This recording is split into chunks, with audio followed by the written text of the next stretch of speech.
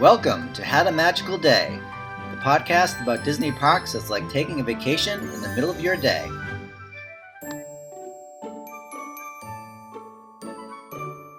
Hello, and welcome to another episode of Had a Magical Day. I'm your host, Scott Otto, and today our topic will be how to do all the rides in Magic Kingdom in one day, which I did recently, and we know not everybody wants to do all the rides in Magic Kingdom in a day. There can be a lot to do.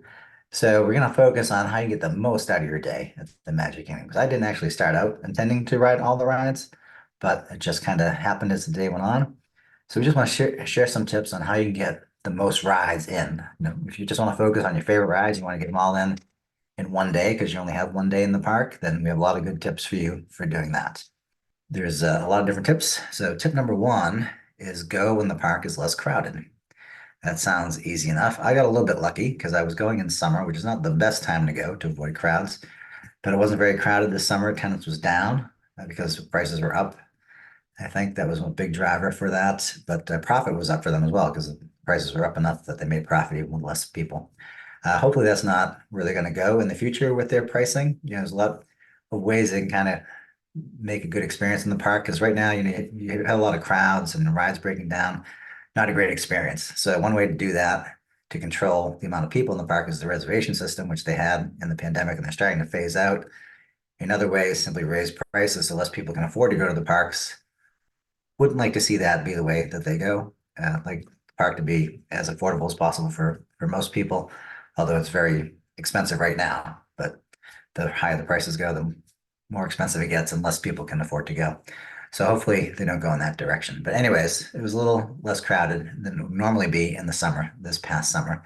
Can't guarantee that that will be the case going forward. So as far as times of year you should pick, if you want to get the most for your money with less crowds, then you want to avoid any time that there's a school vacation. So basically, families with kids, they can usually only go on vacation when the kids are on school vacation. So obviously the summer is the biggest time for that. So you don't want to go during summer vacation months. So usually from the end of June through the beginning of September, not a good time if you're trying to avoid crowds. There's also a holiday vacation between December and January. You want to avoid that. The holidays in general you want to avoid because that's become big business at Disney now. They have Christmas events. They have people like to go for Thanksgiving, and there's the Halloween event. So basically from October to the end of the year, you do not want to go. Then there are other school vacation times, kind of varies around the different parts of the country. So, for example, in the Northeast, it's very popular to have a February vacation in the middle of February. And the Northeast brings a lot of business to the Disney World. That's why they built Disney World in Florida, was to get all the East Coast traffic that they weren't getting in Disneyland in California. So, February vacation is a bad time to go if you're trying to avoid crowds. There's also a break in April for school kids. Then you have college break in March. It's not as popular for going to Disney World, but still you want to avoid that time period. The best times to go are right after school vacation gets over, basically. So if you want to go mid-September to the beginning of October before the Halloween crowd kicks in, that's a good time to go. Also in January, after kids are going back to school after that holiday break, mid to late January, before you get to February vacation, that's a good time to go as well. And similarly, there's like periods around April that you can go as well before the summer picks up. So that's tip number one, is go when it's less crowded. Easier said than done, I realize. All right, tip number two is take advantage of magic hours. So if you're staying in the parks, your hotel comes with magic hours, you take advantage of those. If you're staying outside the park, there are some hotels that have it. I was staying outside the park at a Hilton in Disney Springs. You get the magic hours with that. And we really should call it magic hour now because it's really just 1 hour before the park opens. There's no after hour magic hours like they used to be. But take advantage of that. So we have this map of the park, and I'm going to kind of walk you through my day at the park. I took advantage of the magic hour and started at Space Mountain. And this was like at 8:30. The magic hour started at 8, so I didn't even get there at 8, which you really should if you're going to take advantage. I was just planning on having a nice relaxing day and doing my favorite rides. So a third tip is to get one of the big rides out of the way first thing. So that's why I did Space Mountain. There's usually a long line for Space Mountain. So I did that right at 8:30. You might want to you can try to do Seven Dwarfs Mine Ride or maybe Big Thunder Mountain or Splash Mountain if it was open. As you can see in this map, Splash Mountain was closed, so that doesn't count on the list of rides. And for folks who are listening who want to do like all the rides in one day, there's this thing called the Parkology Challenge. It's PARKEOLOGY.com, and they have a list of rides in Magic Kingdom and the other parks as well. But if you're just doing the Magic Kingdom one, it never counts if the rides are closed. You don't have to do rides that are closed, obviously. But they have things on their list that I didn't do. I was just trying to do all the rides that I cared about. And I did a lot of things that aren't on their list. They don't consider shows to be rides, but I do. So I did a lot of those things. We'll get to that. Also for folks who are going here who want to take advantage of some of these tips, like you said, you're not maybe doing all the rides, so you can do things a little bit differently than what I did, and I'll explain kind of as we go along. All right, so that's 3 tips already is, go when it's less crowded, get a big ride, use your magic hour, get a big ride out of the way off the bat. So 8:30, I do Space Mountain. And then when that's over, I come out and it's starting to rain a little bit. So I get on the People Mover. And that's a nice little ride. It goes around behind Space Mountain. And when I get off it, the rain has stopped. And so there's no line for Astro Orbiter, so I jumped onto that. So here's another tip. This is tip number 4 is take advantage of bad weather. Okay, when you're in Florida, especially in the summertime, it rains almost every day. And if you can kind of plan around that rain, that's a good way to go. Like you want to maybe take a little break when it rains, but be in position to take advantage of no line at a big ride, right? So maybe if you're looking on your app and you see the Doppler radar, you know the rain's coming, you duck in to grab a bite to eat somewhere, maybe in Liberty Square, and then you, as soon as the rain is about to let up, you get in line at the Haunted Mansion, right? So you beat that crowd before they come back from the rain. I did that and got on the Astro Orbiter, and then after that was done, I went to Carousel of Progress. All right, so here's another tip. If you're doing this, let's say you don't want to do all the rides, but you want to get a lot of rides in, get your money's worth. If you're only going there for one day, you really do want to get your money's worth. And in Magic Kingdom, most everything you want to do is a ride for the most part, unlike the other parks. Like at Epcot, there's tons of food and things you might want to do that aren't rides. At Animal Kingdom, there's a lot of animal exhibits. You can spend a day just walking around looking at the different animals. But at Magic Kingdom, it's mostly the rides. And there's parades and fireworks. Fireworks you can do while you're waiting in line. For rides, you can see them, or even on some rides, you can see them. So really just have the rides and the parades and maybe character meet and greets if you want to do that.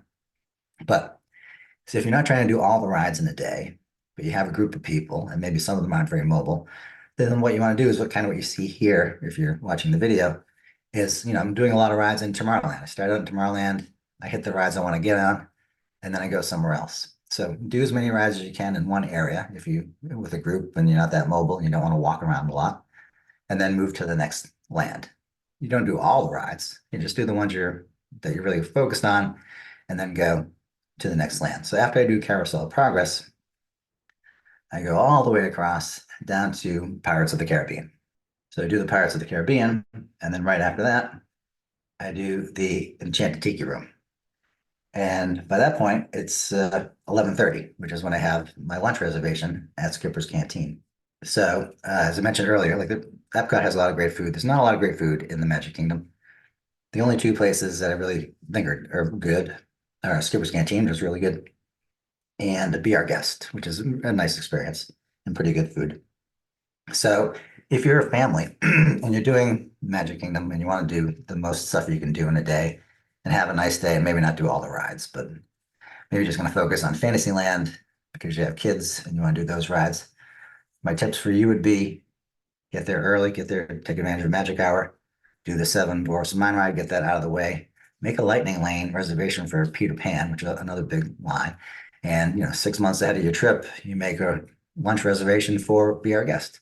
So you can have a nice day there doing that, and you can spend whatever time you want doing the other rides in Fantasyland and knocking those out, and not being there till from opening to closing at the park, getting worn out.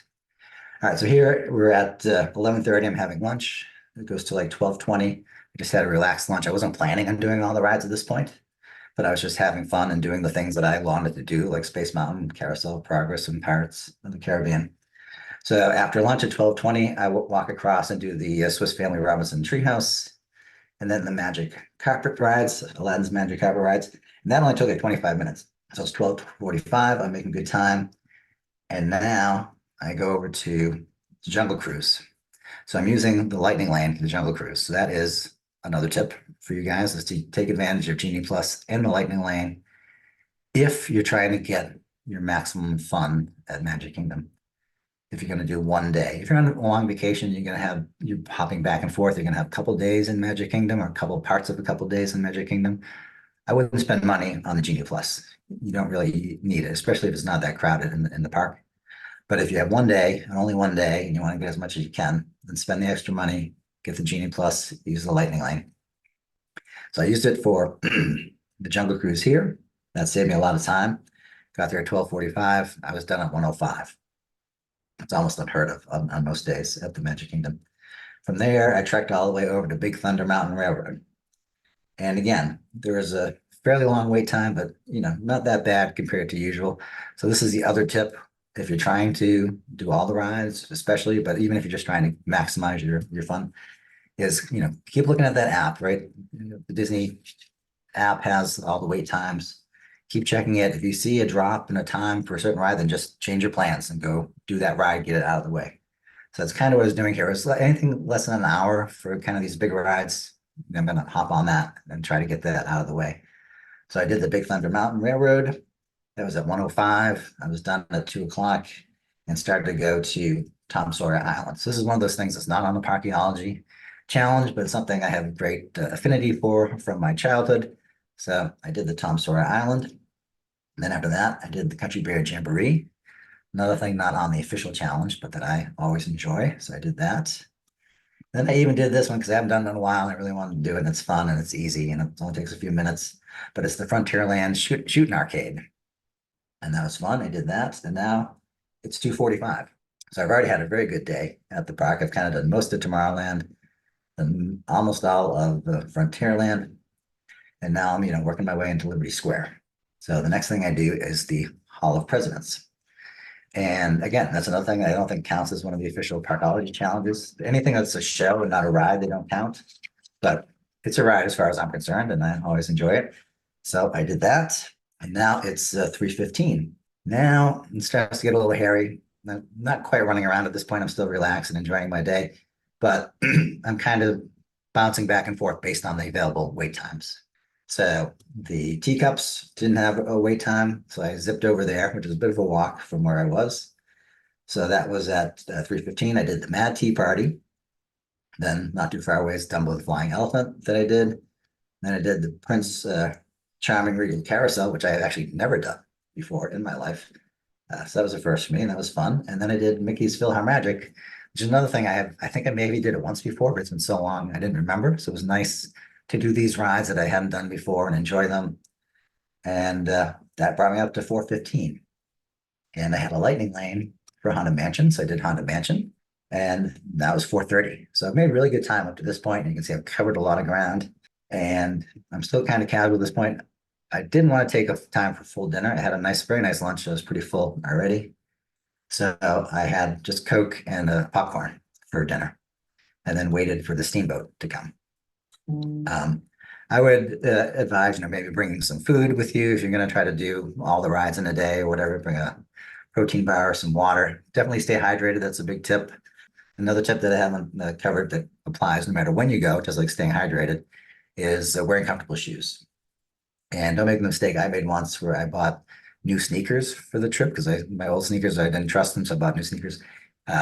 Big mistake. Make sure that you have comfortable shoes you have broken in, that they're not brand new, or else you're going to get all sorts of blisters. So I did the steamboat, and then I went over to It's a Small World. So I got all that done. It was 6 o'clock. Now I was looking again, really focused on the wait times for rides, and I saw that the Seven Dwarfs Mine Ride had dropped below an hour. It was like 45 or 50 minutes. So I said, all right, I'm going to do that. So I ran over to Seven Dwarfs Mine Ride, but when I got there, the line was an hour now. It was saying an hour, maybe longer. And I had a debate, but I stay there, should I jump out and do these other rides first and come back? So I did it. And this was probably my one mistake, although it worked out okay for me. Waiting an hour for that ride is, Disney policy is if you're in line before the park closes, you will get to go on that ride. They won't kick you off. So it might be the best strategy is Seven Dwarfs Mine Ride is probably the ride that has the longest line throughout the day. So if you can't do it in the morning and get out of the way, I would say save it for the very last minute. Get in line. In this case, the park was open till 10 p.m. Get in line 5 minutes before 10 and do that. You're going to save yourself an hour to 2 hours of waiting in line by doing that. So, but I did it. It was 6 o'clock and it took me till 7 o'clock to get out of that line and get through the ride. And then I went to Under the Sea, the Journey of the Little Mermaid, did that.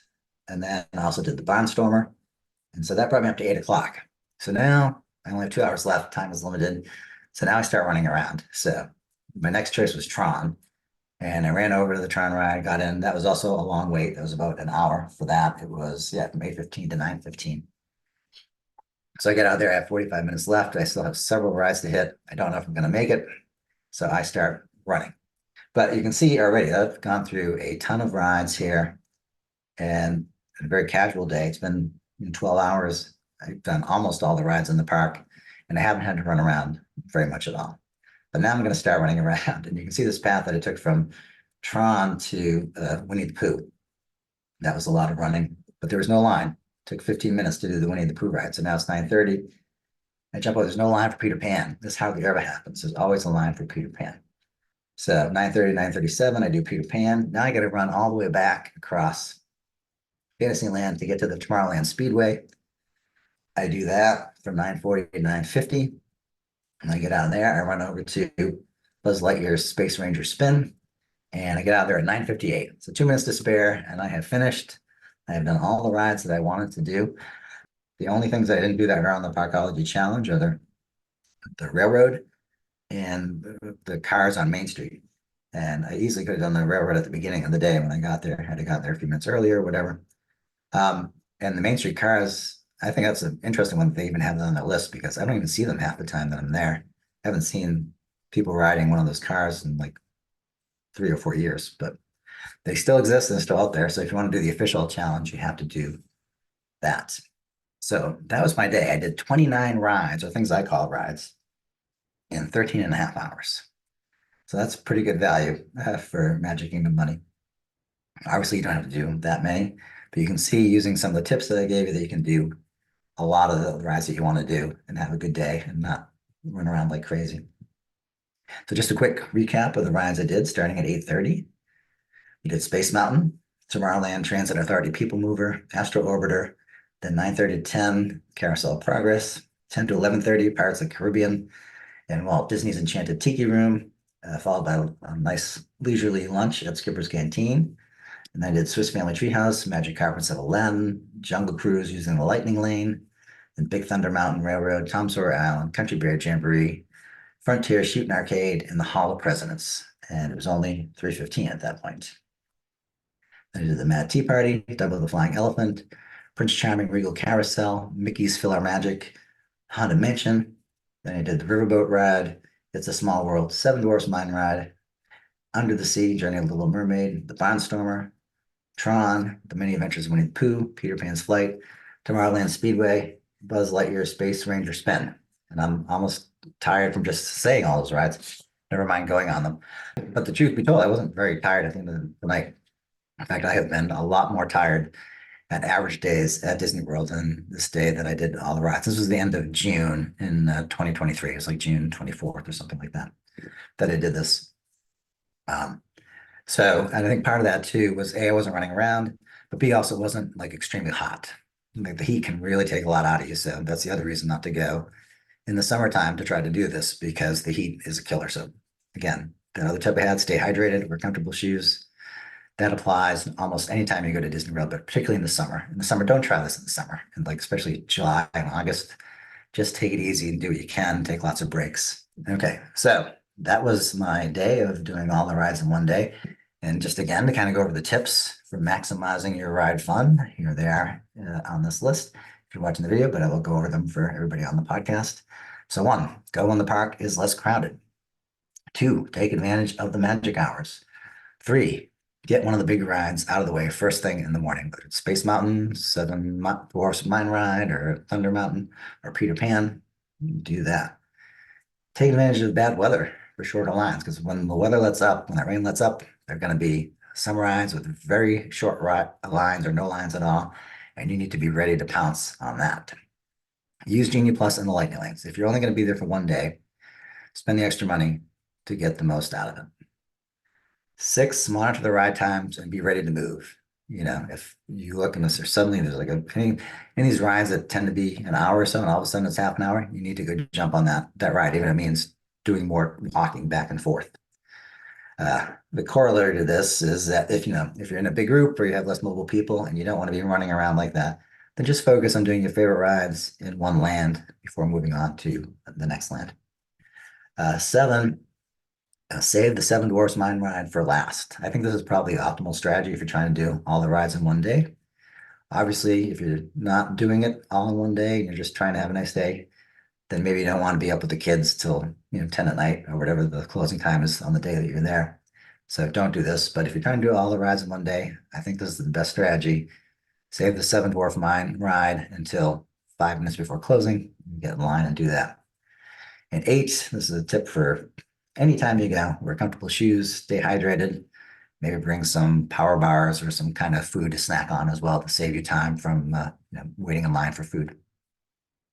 So that is it. Those are the tips for maximizing your ride fun at the Magic Kingdom. And thank you for listening and have a great time. And hopefully you have a magical time next time you're in Disney World because of these tips. And we'll see you real soon.